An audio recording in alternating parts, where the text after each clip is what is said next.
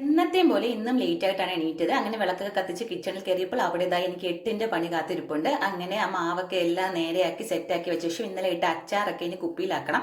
അതിനു മുമ്പ് ഞാൻ വിചാരിച്ചു സാമ്പാറൊക്കെ കഷ്ണങ്ങളൊക്കെ ഒന്ന് കുക്കറിലാക്കി വെച്ചാൽ പിന്നെ സ്വസ്ഥമായല്ലോ. അത് കഴിഞ്ഞിട്ട് നാരങ്ങ പരിപാടിയിലേക്ക് കിടക്കാന്ന്. അങ്ങനെ കഷ്ണങ്ങളൊക്കെ കൈവി പറക്കി കുക്കറിലാക്കി ഗ്യാസ് ഓൺ ചെയ്തപ്പോഴാണ് കാണുന്നത് മക്കളെ അതിനകത്ത് ഇടാനുള്ള പരിപ്പ് ദാ ഇവിടെ ഇരിക്കുകയാണ്. പിന്നെ ആദ്യം തൊട്ട് വീണ്ടും തുടങ്ങിയിട്ടുണ്ട്. എന്താല്ലേ എനിക്കല്ലേലും ഇങ്ങനെയാണ് കേട്ടോ, പണികൾ ഇങ്ങനെ വന്നുകൊണ്ടേ ഇരിക്കും. എവിടെ നിന്നൊക്കെയാണ് കിട്ടുന്നതെന്നൊരു പരിധിയില്ല. അങ്ങനെ അത് കഴിഞ്ഞപ്പോൾ അല്ലുക്കുട്ടി അവിടെ ഓടി എത്തിയിട്ടുണ്ട്. അവൻ്റെ അയൺ ചെയ്ത് കൊടുക്കാൻ വേണ്ടി അപ്പോഴാണ് കണ്ടത് കുട്ടി കണ്ടില്ലേ അവളുടെ ഷോർട്സ് ഇങ്ങനെ കട്ട് ചെയ്ത് വെച്ചിരിക്കുന്നു. പിന്നെ അത് ഇട്ട് തന്നെ ഈ വർഷം തന്നെ പോയാൽ മതി എന്ന് ഞാൻ തീരുമാനിച്ചു. അങ്ങനെ നാരങ്ങ എല്ലാം താണ്ട് എല്ലാം സെറ്റാക്കി മാറ്റി വെച്ചിട്ടുണ്ട്. ഇനി അത് ഫ്രിഡ്ജിൽ കയറ്റണം.